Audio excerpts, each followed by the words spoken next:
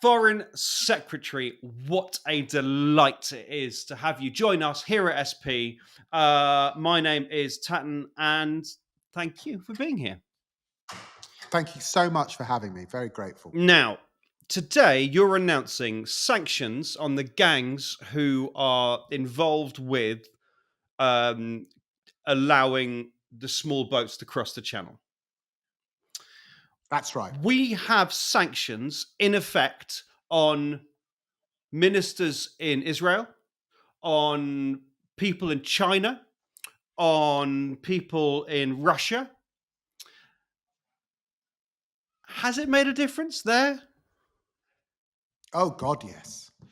I mean, our sanctions on Putin and the ships that he runs to move his oil around and fund his war in Ukraine have denied him $450 billion. That's not just our sanctions, but working with our allies in Europe and the G7. That's a lot of money that Putin hasn't got to fund his war.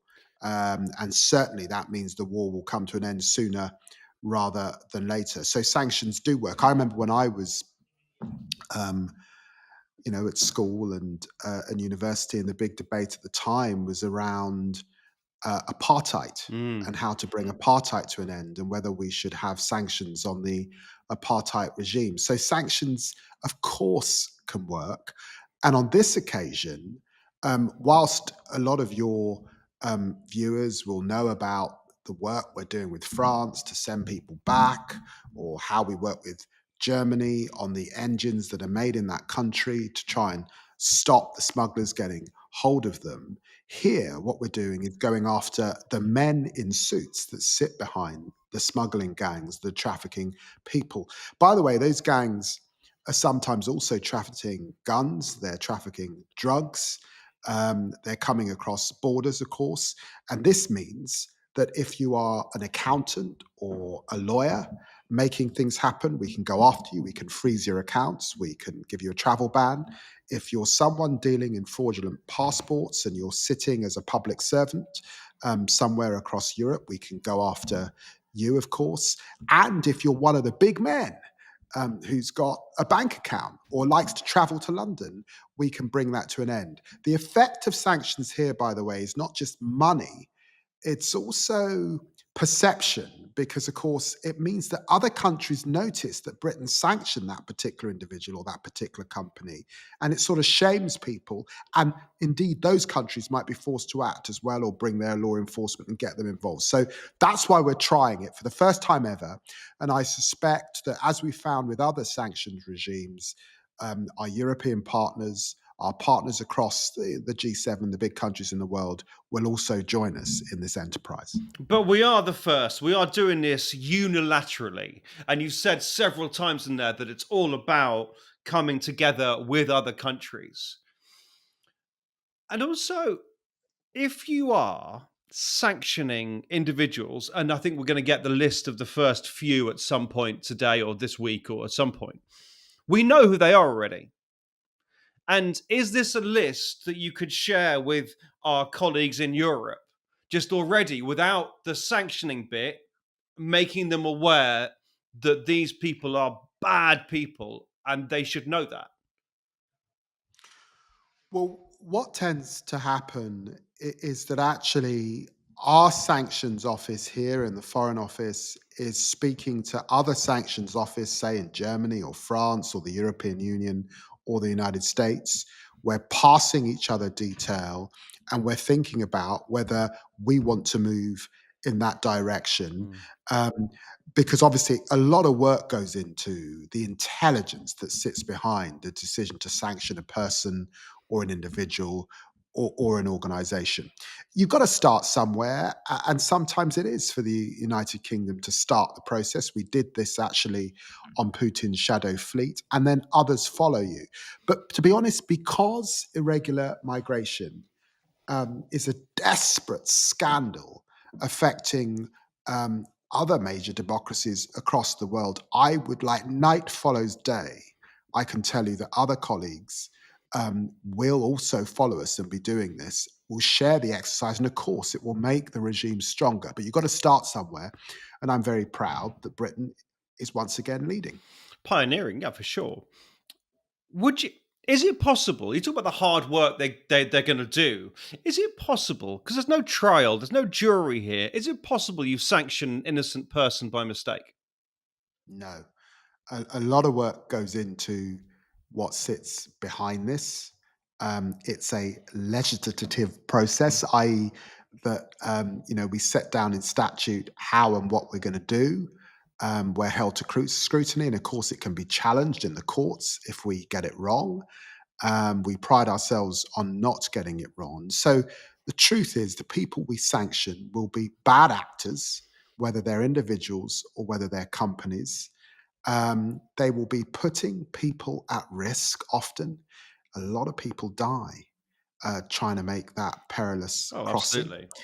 And indeed, let's remember that a lot of people are exploited when they get to our country, or indeed en route, sexually, or they're abused, or they're treated as modern slaves. So this is an ugly, ugly business. And of course, sometimes it leads to a criminal act. But if someone's beyond jurisdiction, what you can at least do now is sanction them, make sure that they're not able to travel, make sure that their assets are frozen. I think that's a really interesting point because $10 billion is the figure the Foreign Office is putting today on the value of this awful, awful people trafficking regime. 10 billion. That's a lot of money. And that's a lot of incentive. And if we're talking about financial sanctions from UK banks and and the opportunity to visit London, is the draw, the incentive of a share of £10 billion not going to be worth not being able to go to Hamleys? Well, the truth is, if you are a Mr. Big, or if you are part of that, there was that wonderful drama Mafia. Mm, Um, if you're in the business of running drugs or running people for profit, the chances are you may have a bank account, or the accountant or the lawyer that you have may have a bank account, or indeed that you quite fancy coming to Knightsbridge yeah, to spend your money, yeah, or indeed even that you're sending one of your children to a public school in the United Kingdom for a lot of money. So all of this does mean, not for all of them, some of them are men in shell suits, that's true, but for a group of them, we think this regime can be effective. And when we publish the first tranche of designations later on today, you'll see a mix of countries there. You'll see a mix of individuals, companies, and entities. Our first tranche, but many will follow. And as I say, it will really work when other partner countries, particularly in Europe, join us and combine with us. And then that's very, very powerful. If you're sanctioned by the EU and the UK, mm. let's face it, not being able to open a bank account in the whole continent of Europe is going to be hugely disruptive to your life. The United States are going to see that. It's going to be very hard to go to the Bank of America and open a bank if Yeah. the Europeans have sanctioned you. So this kind of hypothetical about Mr. Big, about these, we cannot stress enough what terrible people these are and the awfulness of their crimes.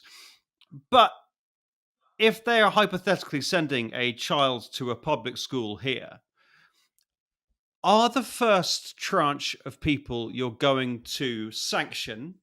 Do we know they have ties to the UK? Can we tell that they have a son at Winchester? Can we tell that they do these kinds of things before we sanction them to hit the ones who it's going to hit hardest first? Well, I've got to be a bit careful in Oh, describing of course. the circumstances. And the reason for that is, and sometimes we use this language in the House of Commons, that we don't comment on future sanctions because, of course, what we don't want is for people to suddenly move their money, Yes. Yes. scramble to get away from the Hmm. effect of our sanctions. So I've got to be a bit careful in going into detail. But once people are designated, once it's effective, then it's very public. Could you suggest, without going to any detail at all, that the people you're choosing to get first, in principle, it might make sense to have people who you know are have money here. Because there's no point in sanctioning someone to no, that's not the way it works. Well, that's not true, actually. Sometimes you might sanction them in our jurisdiction, um, you know, so that the system understands that they cannot open a bank account or they cannot travel here. And of course, that alert is picked up really across the developed world. And that's a major, major thing. And that certainly would affect your prospects in life and the way that you move around the world. So, I've got, I think, about 170 people in this building working in our sanctions unit. We've got just a bit less than that in the Treasury here in Whitehall, also working on sanctions. We've got some staff in the DB, in the Department for Business and Trade, also doing this. So a lot of people looking in detail at this to get it right, to sanction both the right people and to get the word out there and to disrupt. In the end, it's about disrupting that criminal activity that's about exploiting individuals at their most vulnerable.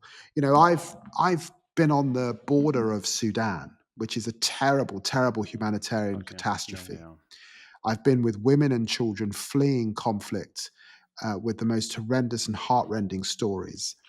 For them then to be exploited, to make their way through Chad, then to Egypt, then to Italy, and up to the UK, and for a child or an adult to lose their life traveling across the channel, or then to be exploited when they get here, used as a modern slave. This is horrific, and we've got to do everything in our power to stop it happening. I think that really nicely leads me on to the next question because I want to talk about victims. I want to talk about the people whose lives are ruined and lives destroyed. Um, if you're at Sanget tonight, or you're somewhere in Dunkirk, and you're sat round a fire made of cardboard boxes because that's what you can find, and you're trying to get across the channel. Do you think that your announcement today would come as any comfort? Well, we are in the business of trying to deter people making that perilous Mm, journey. We are in the business of trying to stop people putting themselves into the hands of criminals who might exploit them. I've met vulnerable women sat, mm, I remember sitting around some bean bags in Egypt with refugees, and they'd had a lot of money stolen um, from people, or maybe men had said, "Look, I'll tell you what, I'll help you get across if you have sex with me." That sort of thing, yeah. exploited. I'm not sure that this particular act will deter those individuals because, of course, there are other things that government's doing. And my colleague Yvette Cooper, as Home Secretary, has got a raft of things that she's Mm, doing, of course, in her poot. She's on the issue of immigration every single day. But I, as Foreign Secretary, can play my part, and I'm doing that today, particularly going after the facilitators of the trade, the enablers of the trade, as I say, the big bosses that sit behind the thousands of people that make their way through borders as a consequence of their desire to seek a better life and find themselves exploited. thank you. I'm not sure I quite heard anything about giving comfort to the victims at the moment, but perhaps we're just stopping the victims down the line. This particular Well, measure let is me stopping. say, for those who are victims, one of the things that we did just a few days ago with the French is that for those that come across illegally, we are sending them back. But of course, for those who are legitimate and go through a scheme, and there are schemes run by the United Nations and other organizations claiming asylum, there is a place for them. That's a scheme that we've just struck with the French, Mhm. and we are part of. That's why Ukrainians, Syrians, others have claimed asylum and found a place in our country. So this is not to demonize people who find themselves in a vulnerable situation, but it is to try and stop the exploitation of them by some very, very bad people. Yes. So, just to confirm on that, it was in the manifesto, um, smashing the gangs. Is this government doing everything it possibly can to smash the gangs? This is the second issue that I found raised on the doorstep. The first is cost of living. The Yeah. second issue is immigration and irregular migration, particularly. We are doing everything we can in our power, humanely and effectively, to stop these gangs. You might remember the last government had this scheme with Rwanda. It cost millions of pounds and sent I'm four people so back as sorry. I'm volunteers. so It was a sorry. disaster. I'm sure it was So a we're doing disaster, but it's also everything we got can that nothing to actually do. works. It's got nothing to do with what's happening now, Foreign Secretary. We know what we lived through the Conservatives. We're now living through Labour, and what is happening right now matters more than the Rwanda scheme, which I think we can all see didn't kick in properly. Um, but we are doing everything we can to smash the gangs. Thank you. I want to move on to another thing because everything using the full weight of the UK government should be a big thing. And with the gangs, we still got what is it, 23,000 boat crossings this year, but you've said they will come down once these if we're challenging Mr. Big now, that it will take a little bit of time for that to have a concrete outcome. Are we doing everything we can to help the what the UN calls a genocide in Gaza? Well, let me start by saying that it is a source of tremendous pain for me and frustration that this horrendous, horrific, appalling conflict has not come to an end. That just in the last few weeks, children reaching out for food have found themselves killed in these circumstances. That the people of Gaza have been now filtered into just 15% of that country. It's the highest density now on the planet, that there's malnourishment, that there's starvation. All of it I've condemned. All of it I've pressed Israel to change. Yesterday, I led with 28 other foreign ministers across our community to call for them to bring about a ceasefire, to end this suffering that we're seeing. It's sickening, frankly. And of course, since coming to government, the United Kingdom has acted. We've acted by banning arms sales that could be used from the United Kingdom by Israel in Gaza. We've acted by restoring funding to the UN. There was no funding going to the UN to feed the people of Gaza. We've acted by sanctioning again those in the government, Smodrick and Ben Gavir, for their extremist rhetoric, and particularly their attacks on the West Bank and settlers on the West Bank. We've sanctioned other settlers that with their expansionist ambitions on the West Bank. We suspended a free trade negotiation with the Israeli government. And of course, we've tried to act not alone, but with others so that it brings about change. It hasn't brought about the change that I want to see on the ground, but we will continue to act until we bring this conflict to an end and until we get a ceasefire that, of course, brings alleviation to the suffering of the Palestinian people, but also a ceasefire that leads to those hostages coming out, many of whom are still underground somewhere in Gaza. Foreign Secretary, you personally have done lots. This government has done lots. And this conflict is getting worse, not better. Are we, as a government, as a country, impotent in this? And does this say anything about our place in the world?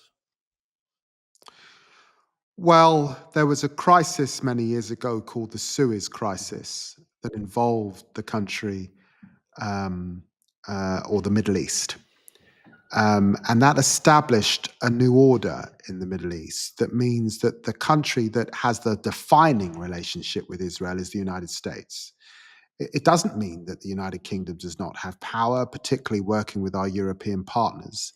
But it is in the end the United States that that has the biggest levers. And for example, I've banned arms sales that could be used by the IDF to Gaza, but the UK represents 1% of the arms sales that are sold to Israel. 99% are coming from America and other countries.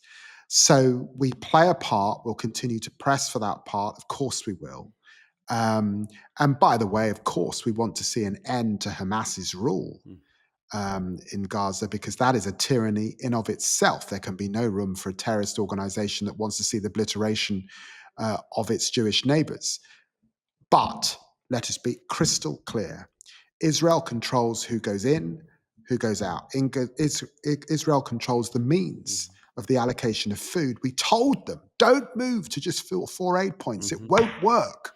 And we were right. And now we're seeing people dying as a consequence. So we will continue to act. And as I say to all of your listeners, I recognize that this causes tremendous pain and anguish, most of all to the people in Gaza and the families of those hostages. But it causes anguish to you when you see the scenes on your social media or on television.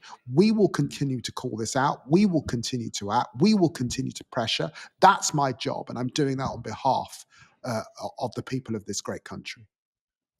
That's a lovely message to hear. Foreign Secretary, got to go. Thank you Thank you. so much for your time today. It's been a pleasure.